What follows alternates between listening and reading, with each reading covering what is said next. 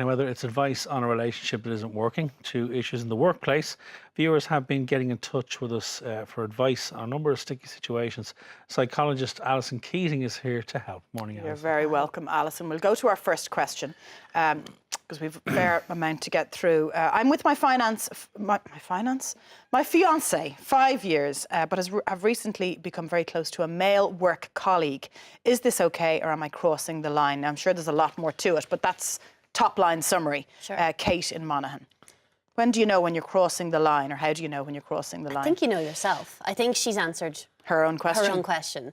And I would wonder, I suppose, just to start with some questions for her, how would she feel if this was her fiancé with a colleague at work? That can sometimes make, put everything into focus pretty quickly. Yeah. And I think, sometimes people get confused. You don't have to have sex for it to cross the line.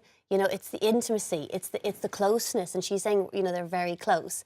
And that's how relationships start, is the talking and really getting into things that are intimate that you wouldn't share with other people. So I think inherently sometimes it's crossing a line, and there's a difference between the tone of a friendship, yes, or even how you are with work colleagues, and you can be really close with colleagues. Yes. But if you're wondering, then there has to be something else going on in terms of even that it could go somewhere. I sometimes think it's interesting as well, like, she's with her fiancé 5 years. Maybe that they're going to get engaged now. Is there something else going on in the background that she's thinking, okay, I'm in this now for life? Yes. What's going on? Like, see what's happening in your own relationship. And I would just check in with herself. Is she potentially giving herself an excuse to get out? To opt out, yeah. Well, it's really interesting. I mean, in terms of research, women who have cold feet before marriage, it actually is quite a bad sign, because they really, really have thought about it. It's quite common for men to have cold feet, and it doesn't seem to have an impact on divorce rates. So would you suggest, Alison, it's a negative thing for women to have cold feet before a wedding? I think it's really normal to have doubts and questions. Yeah. I think it's completely normal. And in fact, if you don't, nearly perhaps the person's on a pedestal and you don't actually know them. Yes. You know what I mean? Yeah. It's totally fine to have questions. But if you have really serious reservations, or if you're then starting before you even got married to have quite a strong connection with somebody else, yeah, I would question that, because it is about two people in the relationship. It's just good to reflect on it. Mm-hmm. Okay, let's move on to a question that came in from Caroline. I won't say where she's from.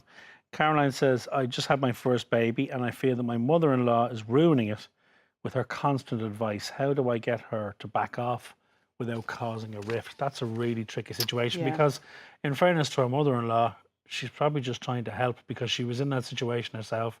She knows how busy and how tired you are, and she's just trying to help. But again, is she crossing the line? How does she tell her without upsetting her? I think there's so many layers to this. Like what you're saying, I think the first thing to actually help with this is, what's the mother-in-law's intention? And I'm sure, or not, it either is or it isn't. It's coming from a really good place, or it's not. And actually that can help you decipher how you actually go about dealing with it.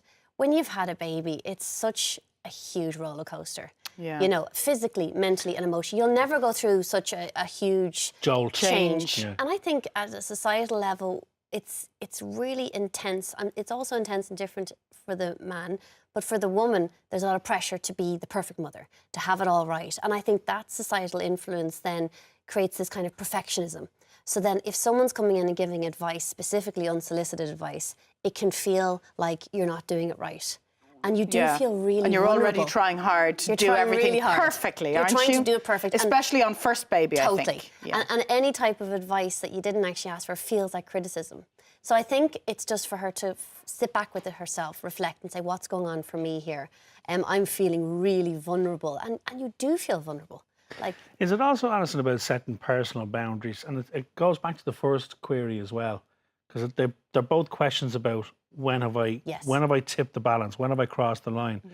And you set those boundaries yourself, don't you? So would she need to set down a boundary to her mother-in-law and say, listen, I'll look after this particular bit. I'm more than happy for you to take the baby for an hour a day, whatever.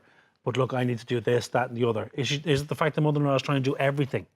I think what you said is so right. But to set the boundary, you have to set it with yourself first. Yeah. So I would think for both the people who've contacted us to sit down and write out what's actually going on for them, to really reflect on where their boundary line is. And sometimes even how your behaviour will actually send that message. Now, sometimes it won't. Sometimes you have to just be direct. Blunt, yeah. Well, not necessarily blunt. I think, like, boundaries are about setting, you know, as you said, there's the line and you have to know it. And sometimes you do have to clearly say that to somebody else because people can't read your mind. So there's a level of kind of compassion in that as well. But you're right. You have to know it yourself first. And then sometimes, I suppose, I would be curious how she talked to her husband about this as well. Yeah. You know, has he been supportive? Because that can cause a bit of an issue sometimes as well. What does he think? Like, just have a conversation about it. These are great things to have conversations with yourself and with other people about.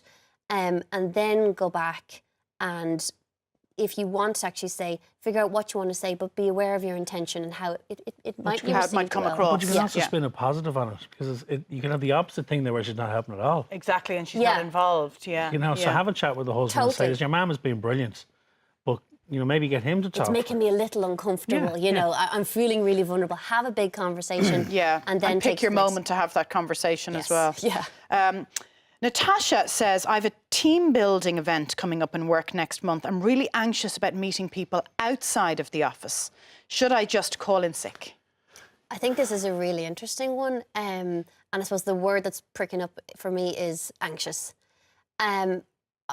It's really interesting. I see people sometimes, and when they talk about themselves as their work self, they're really confident and comfortable.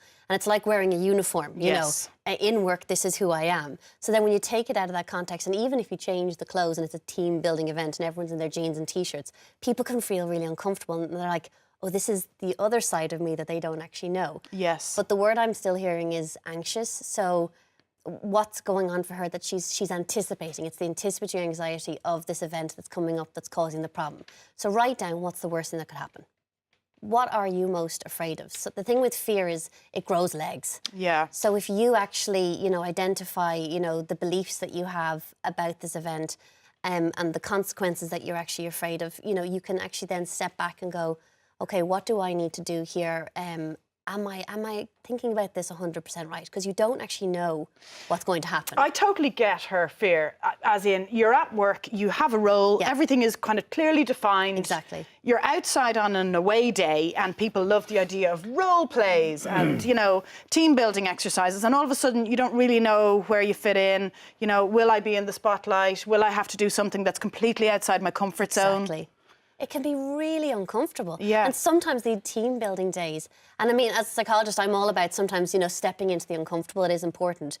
But in a work situation, sometimes it might be so far out of your comfort zone. So I wonder if there's some social anxiety here about being embarrassed, or, as you said, being made do something. Like, even sometimes, hi, my name is, and you have to tell some things about yourself. Some people, like, find that no problem. Another person sitting there and their heart is pounding through And their it's a That chest. could be cringe going back fest. to, you know, a fear of back in school being called Public up to the front of the speaking. class Yeah. to read a poem. Yeah. You know, and I know a lot of people, corporate people with very, very big jobs, who the mere thoughts of having to get up and speak in front of 15 people Yeah. makes them paralytic with fear. Oh, absolutely. Because they just don't do it. That's not their out of their comfort zone. Maybe Yeah. that's what this is. Exactly. I'm going to be asked to do something, and I just And don't I'll want to do I'll it. be mortified. Yeah. Yeah. And you don't have the safety of being in the office environment. And you're not in control. You're not in control, yeah. We've loads more. We've time to squeeze one more in.